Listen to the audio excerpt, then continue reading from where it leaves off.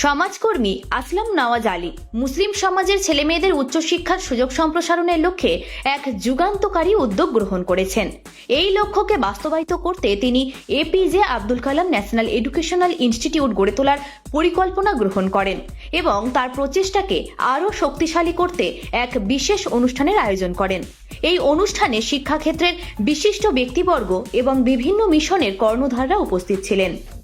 অনুষ্ঠানে উপস্থিত ছিলেন আলিয়া ইউনিভার্সিটির প্রফেসর নার্গিস খাতুন, রোজ হ্যাভেন স্কুলের প্রতিষ্ঠাতা মঞ্জু লস্কর, শিশু বিকাশ একাডেমির চেয়ারম্যান মুন্সি আব্দুল কাশেম সাহেব, উস্তি মালঞ্চ মিশনের চেয়ারম্যান আব্দুর রউফ সাহেব, সমাজকর্মী মেহবুব রহমান এবং হরিরখোলা দরবার শরীফের পীরজাদা মতিউল্লাহ হুসাইনি, যারা প্রত্যেকেই সমাজ উন্নয়নের বিভিন্ন ক্ষেত্রে গুরুত্বপূর্ণ অবদান রেখে চলেছেন। অনুষ্ঠানে বক্তারা মুসলিম সমাজের শিক্ষার গুরুত্ব, উচ্চশিক্ষায় শিক্ষার্থীদের অংশগ্রহণ বাড়ানোর প্রয়োজনীয়তা এবং নতুন প্রজন্মকে শিক্ষিত করে তোলার উপায় নিয়ে আলোচনা করেন। তারা সবাই একমত পোষণ করেন যে শিক্ষা হলো সমাজের উন্নয়নের প্রধান হাতিয়ার এবং এটি মুসলিম যুব সমাজকে আরও সচেতন ও স্বনির্ভর করে তুলতে পারে। বিশেষ করে বিজ্ঞান, প্রযুক্তি, গবেষণা ও উদ্ভাবনের ক্ষেত্রে মুসলিম শিক্ষার্থীদের অংশগ্রহণ বাড়ানোর ওপর বিশেষ গুরুত্ব দেওয়া হয়। আসলাম নওয়াজ আলী তার বক্তব্যে বলেন, শিক্ষা ছাড়া কোনো জাতির উন্নতি সম্ভব নয়। আমরা যদি মুসলিম সমাজের উন্নতি চাই তাহলে আমাদের ছেলে মেয়েদের উচ্চশিক্ষার সুযোগ নিশ্চিত করতে হবে। এপিজে আব্দুল কালামের স্বপ্নকে বাস্তবায়ন করাই আমাদের লক্ষ্য। তার এই উদ্যোগকে উপস্থিত বিশিষ্ট ব্যক্তিবর্গ সমর্থন জানিয়ে একে সাফল্য করতে সর্বাত্মক সহযোগিতার আশ্বাস দেন। এই অনুষ্ঠানের মূল বার্তা ছিল শিক্ষাই শক্তি, শিক্ষা দিয়েই সমাজের অগ্রগতি সম্ভব, যা শুধু মুসলিম সমাজ নয়, গোটা দেশকেই উন্নতির পথে এগিয়ে নিয়ে যাবে। উনি তো ভারতবর্ষের কেন সারা পৃথিবীর একটা রত্ন। আমাদের তো আমেরিকা চেয়েছিল এপিজে আব্দুল কালামকে দিয়ে দিন, আমি 30 বছরের খাদ্য উপহার দেবো, 30 বছর এমনিতেই ভারতবর্ষ চলবে, কিন্তু ভারতবর্ষ সেটা মানেনি।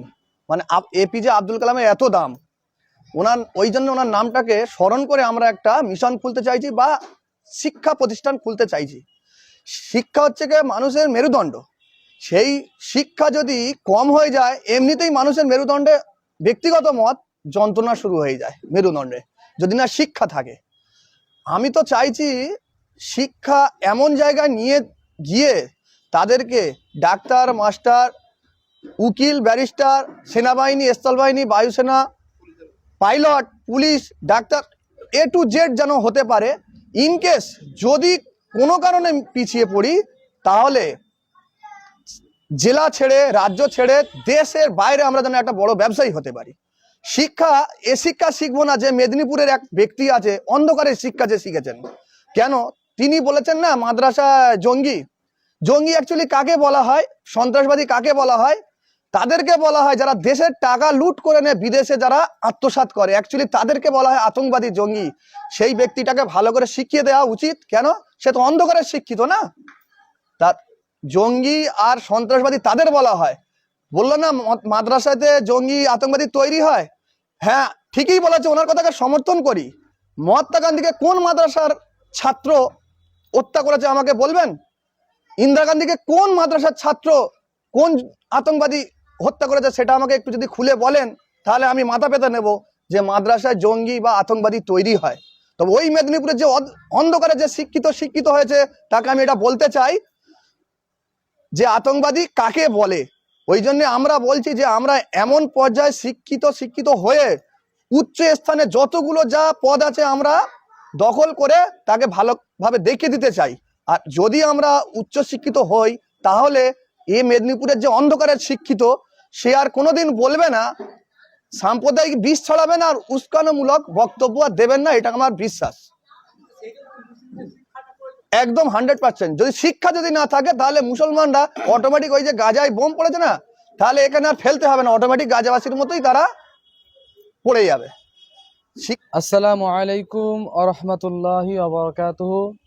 আমি পীরজাদা মতিউল্লাহ হুসাইনি, হরিণখোলা দরবার শরীফ থেকে, দুই খানদানের পীরের আওলাদ।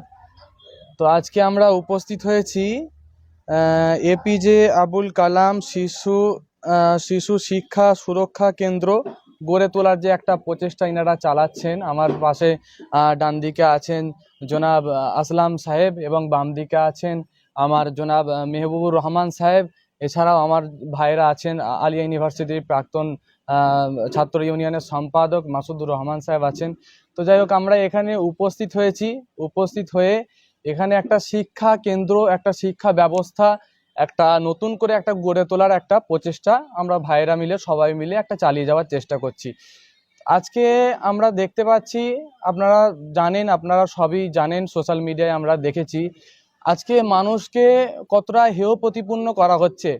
আজকে হিন্দু কিছু যারা নিজেদেরকে হিন্দু দাবি করেন, কিন্তু কোনো মুসলমান ভাইদেরকে দেখে কটু মন্তব্য করা, কটু কথাবার্তা বলা আমরা বিগত দিনে দেখেছি। কখনো ট্রেনের মধ্যে, কখনো মব লিঞ্চিংয়ের মাধ্যমে, কখনো এইরকম যে কাজকর্মগুলো কিছু অল্প সীমিত সম্প্রদায়, কিছু অল্প সীমিত মানুষ এরকম যে কার্যকলাপটা চালাচ্ছে। আর ঠিক এইরকমই সময় যখন একটা সাম্প্রদায়িকতার বীজ চারিদিকে যখন ছড়িয়ে যাচ্ছে, ঠিক এইরকম একটা সময়ে এনারা একটা সুন্দর পদক্ষেপ গ্রহণ করেছেন, যে একটা শিক্ষা প্রতিষ্ঠান, মানুষের মধ্যে যখন শিক্ষা যখন গড়ে উঠবে, মানুষের মধ্যে যখন এডুকেশন গড়ে উঠবে, তখন কিন্তু এই সমস্ত সাম্প্রদায়িকতার যে সমস্ত সাম্প্রদায়িকতা যারা ছড়ায় তারা কিন্তু দূরীভূত আরম্ভ করবে, তারা কিন্তু পালাতে বাধ্য হবে। তাদের এই সাম্প্রদায়িকতার কিন্তু চাল তারা কিন্তু সেটা কিন্তু চালিয়ে যেতে পারবে না। যাক, এরকম একটা জায়গায় আসতে পেরে আমি বড্ড আনন্দিত লাগছে, আজকে আমার বড্ড খুশি লাগছে। আজকে যেমনভাবে ঠিক আমাদের নামাজের কথা ইসলামের মধ্যে 82 জায়গায় বলা হয়েছে, কিন্তু তার থেকেও বেশি জায়গায় কিন্তু শিক্ষার কথা বলা হয়েছে। 92 জায়গায় শিক্ষার কথা বলা হয়েছে, যে তোমরা ইলম অর্জন করো। তালিবুল ইলমি ফারিদাতুন আলা কুল্লি মুসলিমি ওয়া মুসলিমা বলা হয়েছে। প্রত্যেক নরনারীর জন্য শিক্ষা অর্জন করা ফরজ করা হয়েছে। তো যাই হোক, আমার ভাইজানেরা ওনারা একটা সুন্দর পদক্ষেপ গ্রহণ করেছেন, ওনাদেরকে আমি সালাম, শুভেচ্ছা ও ভালোবাসা জ্ঞাপন করি এত সুন্দর একটা পদক্ষেপ গ্রহণ করার জন্য। সকলকে ভালো থাকবেন, সুস্থ থাকবেন। আসসালামু আলাইকুম ওয়া রাহমাতুল্লাহ। ভারতবর্ষের প্রথম শিক্ষামন্ত্রী ছিল মাওলানা আবুল কালাম আজাদ, কিন্তু বর্তমান আমাদের শিক্ষার অভাবে এতটাই পিছিয়ে গিয়েছি, 2024-এ এসে মাত্র আমরা এমপি পেয়েছি 24টি মাত্র। খুব দুঃখ লাগে, খুব আফসোস লাগে। যার নামে আমরা করছি, এপিজে আব্দুল কালাম, তিনি কিন্তু রাষ্ট্রপতি ছিলেন। সুতরাং আমরা রাজনৈতিকভাবে, অর্থনৈতিকভাবে, সামাজিকভাবে বহুভাবে আমরা পিছিয়ে আছি শুধুমাত্র শিক্ষার জন্য। আমাদের ইকোনমি, যে সামাজিক স্তরের কিছু পিলার হয়, তার মধ্যে অন্যতম হচ্ছে ইকোনমি। সেই ইকোনমি, মুসলিম ইকোনমি দেখতে গেলে অনেকটা নিচেই নেমে আছে। আমরা চাই যে পশ্চিমবঙ্গের প্রত্যন্ত গ্রামের সন্তানরা তারা সুশিক্ষা পাক। তাদের সুশিক্ষার জন্য আমরা আজকে এই অভিযান করছি, এই লড়াই করছি। ফলে কি হবে, এর ফসল হিসাবে আমরা যখন ফসল তুলতে যাব, দেখা যাবে এখান থেকে আমরা ডক্টর, ইঞ্জিনিয়ার, বিভিন্ন স্কলার। আপনারা জানেন যে ইসরায়েলকে আমরা এত গালিমন্দ করি, সেই ইসরায়েলেও মুসলিম 2 থেকে 3% ব্যক্তি পিএইচডি করেন। তাহলে নিশ্চয়ই কোথাও না কোথাও আমাদের কিন্তু কমতি আছে, এটা আমাদের মানতে হবে। তো আমাদের প্ল্যাটফর্মকে দখল করার জন্য, যেখানে ভারতবর্ষে 19% মুসলমান আছে, কিন্তু মাত্র 24%, 543টা সিটের মধ্যে 24টা এমপি আছে। রাজনৈতিকভাবে এটা বিভিন্ন জায়গায় প্রিন্সিপাল, ডক্টর, উকিল, বিভিন্ন জায়গায় আমরা পিছিয়ে। আমরা চাই শিক্ষার দিককে, শিক্ষার অগ্রগতি যখন হবে, তখন আমাদের মধ্যে আজকে দিনে দাঁড়িয়ে যেমন শুভেন্দু অধিকারী থেকে শুরু করে যেমন বলছে, সেই কথাটা আর বলতে পারবে না শিক্ষার প্রসার ঘটলে। আজকের আমরা দেখেছি সংখ্যালঘু সমাজের কষ্ট দেখেছি, ছাত্রদের ভবিষ্যৎ শেষ হতে দেখেছি। সংখ্যালঘু সমাজের মানুষরা যে বিপন্ন, সেই ছবিটা দেখতে গিয়ে হাসপাতালে গেছি, লাশ ঘরে দেখেছি, জেলখানাতে দেখেছি। সর্বত্র আমরা দেখছি যে সংখ্যালঘু মুসলমানরা শেষ পর্যন্ত আধমরা থাকতে থাকতে শেষ পর্যন্ত লাশ হয়ে কবরস্থ হচ্ছে। আর তাদের কবর দেওয়ার জন্যে, কবরখানা তৈরি করবার জন্যে উঠে পড়ে লাগা মানুষগুলো কিন্তু সরকারি সাহায্য নিয়ে কবরস্থান তৈরি করে, শিক্ষা প্রতিষ্ঠান গড়ে তোলার কোনো চেষ্টা করে না। আমরা দেখেছি বিগত দিনে, ইতিহাস খুললে পাই, তাজমহল হচ্ছে সাধারণ মানুষের অর্থকে কুক্ষিগত করে তাজমহল তৈরি হলো, একটা বিশ্ববিদ্যালয় তৈরি হলো না সংখ্যালঘু মুসলমানদের মধ্যে যারা নবাব ছিল। তো তারা সম্প্রীতির বার্তা তারা দিয়ে যেমন গেছে, তেমনি শিক্ষা প্রতিষ্ঠান না দিয়ে যাওয়ার কারণে আমরা আজকের হতভাগ্যের চরম জায়গায় দাঁড়িয়ে আমরা কষ্ট পাচ্ছি, আমার সন্তানরা কষ্ট পাচ্ছে। শিক্ষার শক্তি নিয়ে, কলমের শক্তি নিয়ে যারা চেয়ারে বসে আছে, তারা সংখ্যালঘু অসহায় নিরীহ মুসলমানদের উপরে পাশবিক অত্যাচার নামানোর জন্যে সরকারি যত রকমের কর্মসূচির বাইরে দাঁড়িয়ে তারা কিন্তু একটা কর্মসূচি রূপায়ণ করে, যাতে করে এই সমাজের মানুষ তাদের সন্তানদের উপযুক্ত শিক্ষা দিতে না পারে।